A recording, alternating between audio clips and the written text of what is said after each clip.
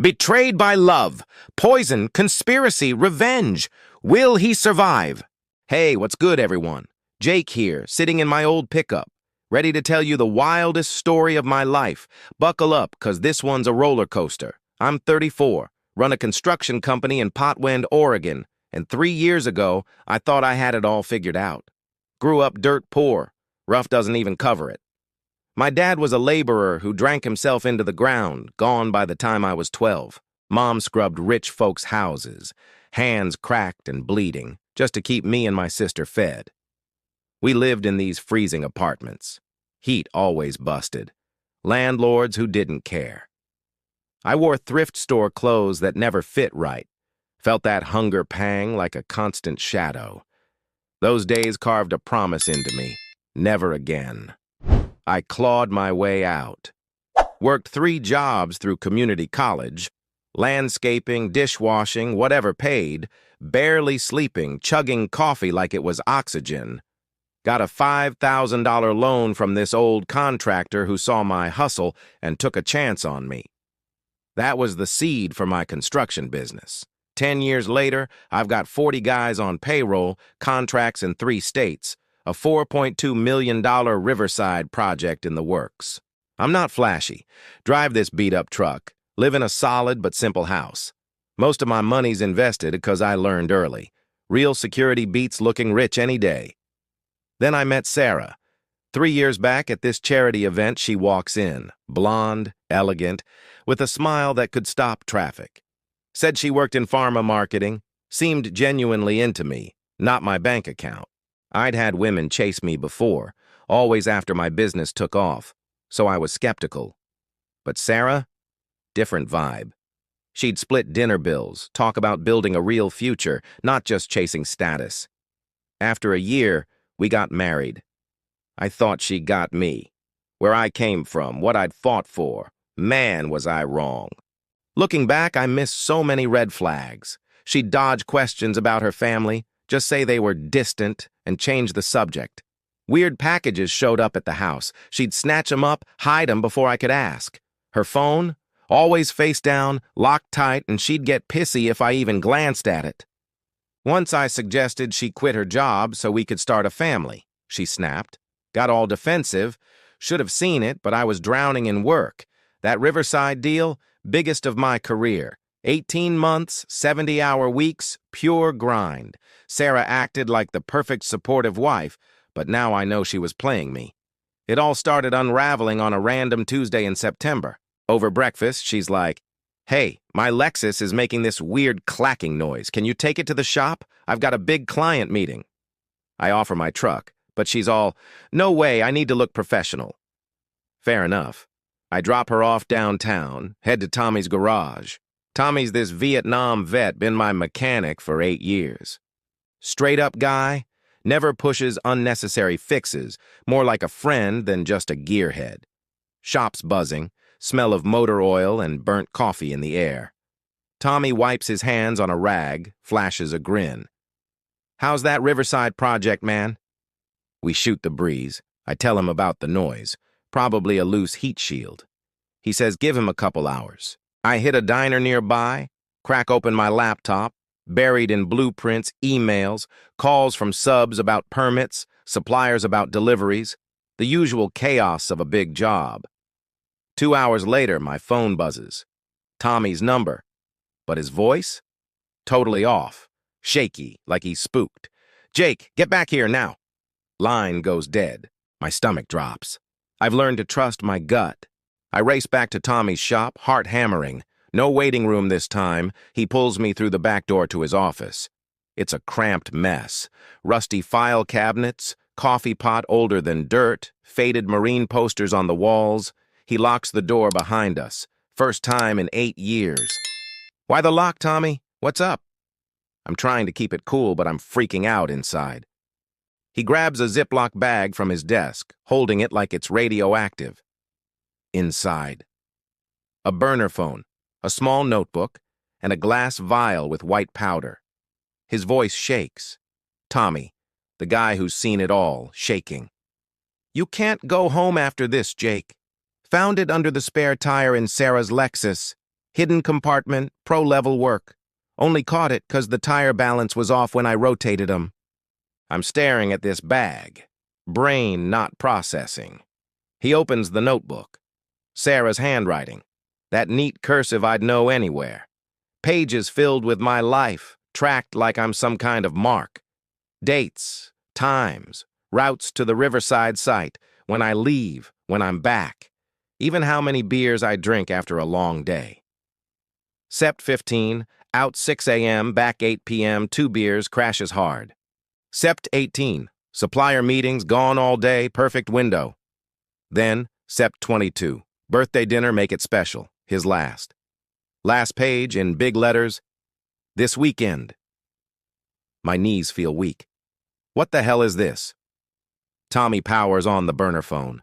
Texts flood in between Sarah and someone saved as M. I read, and my world collapses. All set? Yeah, he's clueless, buried in work. Plans tight. Crash on Mountain Road, empty house alibi, split 2 mil clean. Pills in vial, fentanyl, plant in his truck after. Cops'll think he's using case closed. Cut brake line Saturday. He drives those cliffs weekly. What if the mechanic finds it? Switch shops next time. Handle Tommy if he's a problem. I'm shaking, can barely breathe. My wife, the woman I love, is planning to kill me.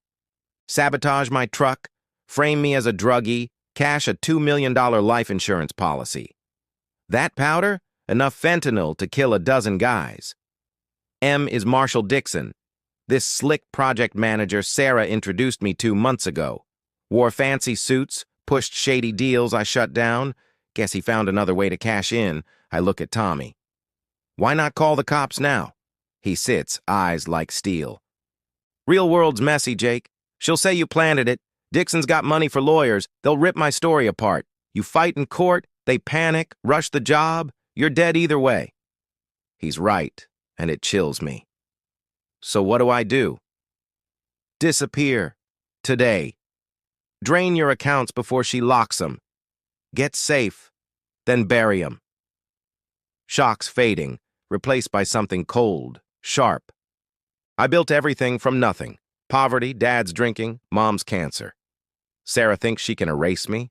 Hell no. Tommy offers to stash the evidence in a bank safe she doesn't know about. I nod, call my bank. Personal savings, $340K. Checking, $65K. I pull $300K in cashier's checks, $50K cash. Manager's worried, I lie smooth. Urgent equipment for Riverside. She trusts me, processes it. I head to a storage unit, registered only to me. Sarah's got no clue. Lock the cash in a steel toolbox, sit in the dark, mind racing. Facts.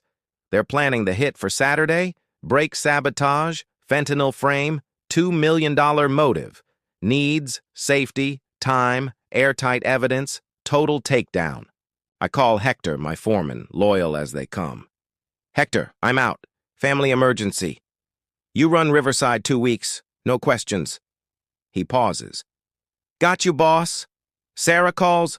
I'm clueless. Worried. Done. By 4 p.m., I'm gone. Check into a cheap motel 40 miles out. Fake name, cash only. Room smells like old cigarettes, but it's safe, off the grid. Buy a burner phone, sit on the creaky bed, and let it hit me. Sarah wants me dead.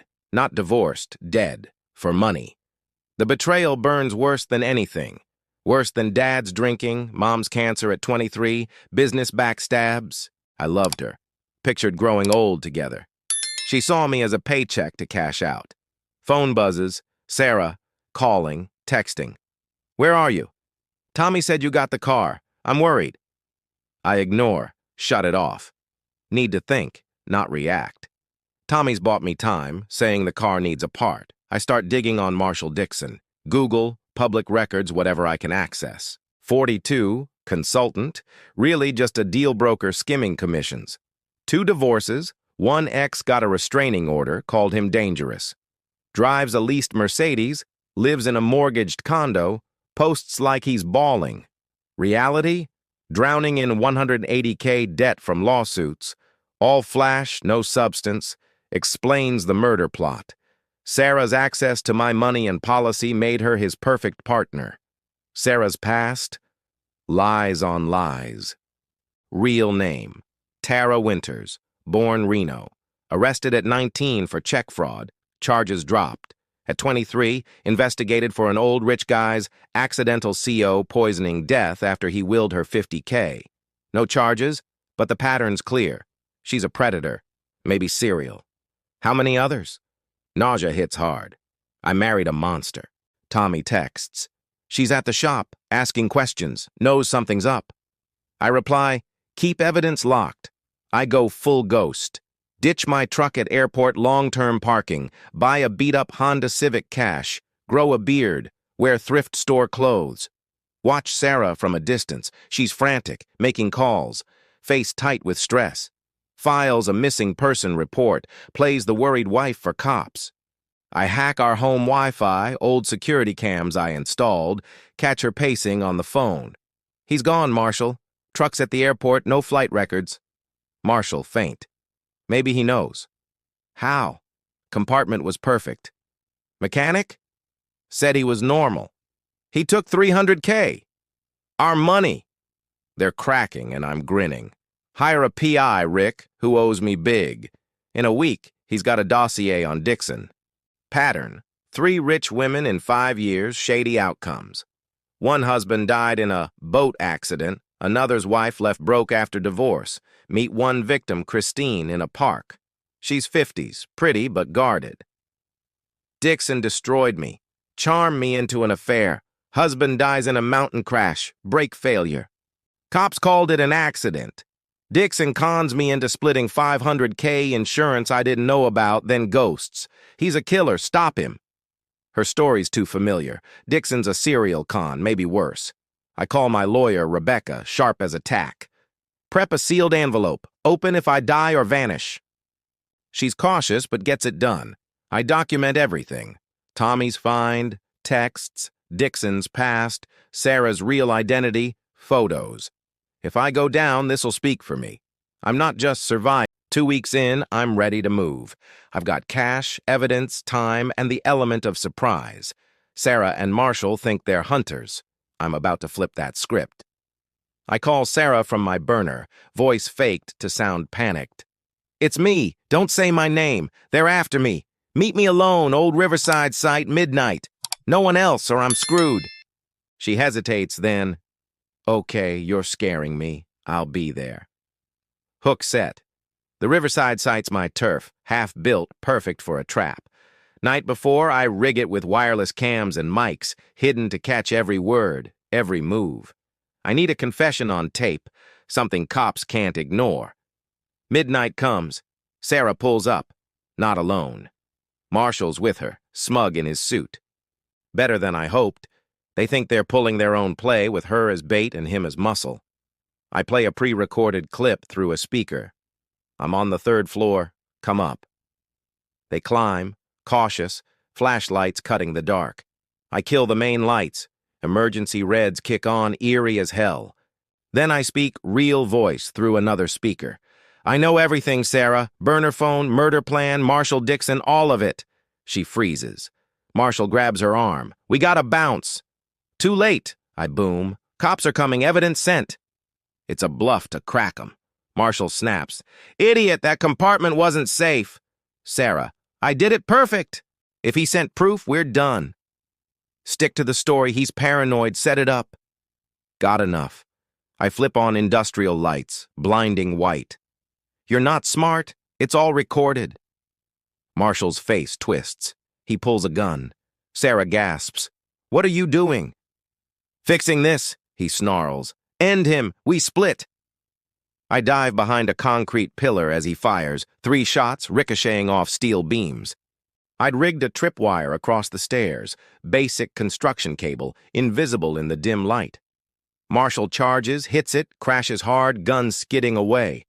I sprint down the opposite stairwell, reach the main floor as he stumbles up, blood dripping from a gash on his forehead. Sarah's backing away, terrified. Please, I didn't want this. Marshall made me. Shut it, he barks. I stand tall, calm. It's over. Cops, my lawyer, my PI, all have copies. Kill me. Changes nothing.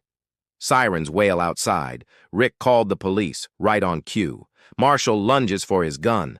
I grab a rebar from a pile, swing hard at his knee. Crack. Bone snaps, he screams. Collapses. Cops storm in. "I'm the victim," I yell, dropping the bar. "They tried to kill me. Cameras got everything." The cops haul us in. 6 hours of grilling. I lay it all out, calm, clear. Tommy finding the evidence, the burner texts, Dixon's rap sheet, Sarah's real name, Tara Winters. I hand over recordings, photos, Christine's story, everything. They check it. Tommy's evidence, my cams, Rick's dossier, it's airtight. They cut me loose. Sarah and Marshall? Done. Trial takes 8 months. Marshall gets 3 life sentences. No parole. For multiple murders. Sarah's hit with 35 years for conspiracy and attempted murder. 2 years later, I get a letter from her in prison. Says Marshall got shanked by inmates who found out what he did. Writes she was never good enough for me, that I'm a decent guy, everything she's not. I read it once. Burn it. No forgiveness here, just clarity. Some people are poison, plain and simple. The aftermath wasn't easy. That betrayal cut deep, left scars no one sees. I rebuilt, though. Business is stronger than ever. Riverside's done. Landed bigger contracts since. I keep it simple. Same truck, same house. Focus on what matters. Every morning, I wake up grateful just to be breathing. Learn my lesson. Trust, but always verify. Maybe install a few cameras. This whole mess taught me something else. Instincts matter. Tommy saved my life, not just by finding that stuff, but by telling me to run. If your mechanic says, "Don't go home," you listen. Hard. Anyway, that's my story. Thanks for sticking with me. Drop a comment. Let me know what you think. Looking back, it's wild how fast life can flip. One day, you're building a future with someone you love. Next, you're dodging bullets in your own construction site. Sarah and Marshall thought they had me. Thought I was just a workaholic mark too busy to notice their game. They didn't count on Tommy, or my hustle, or the fact that I'd fight like hell to protect what's mine. After the trial, I spent a lot of time thinking. Not just about Sarah's betrayal, but about how I missed the signs. The hidden packages, the locked phone, the vague stories. Should have pushed harder, asked questions. But I was so caught up in the grind, chasing that next contract, I let it slide. Lesson 1. Pay attention, even when you're slammed. Love doesn't mean blind trust. Rebuilding wasn't just about the business. It was me, too. I sold the house. Too many ghosts. Moved to a new place, nothing fancy, just mine. Started therapy. Not gonna lie, it helped. Talking through the anger, the hurt, the what-ifs. I'm not one of those guys who thinks he's above it. You carry scars like mine, you need to unpack them. The company's thriving now. Hector stepped up big during those 2 weeks. He's my right-hand man for life. We're bidding on a $6 million project next month, and I'm hiring more crew. Life's good, but different. I don't date much. Too soon, maybe forever. Trust is hard after someone tries to kill you for a check. But I've got friends, my team, and a purpose. That's enough for now. One thing I'll never forget.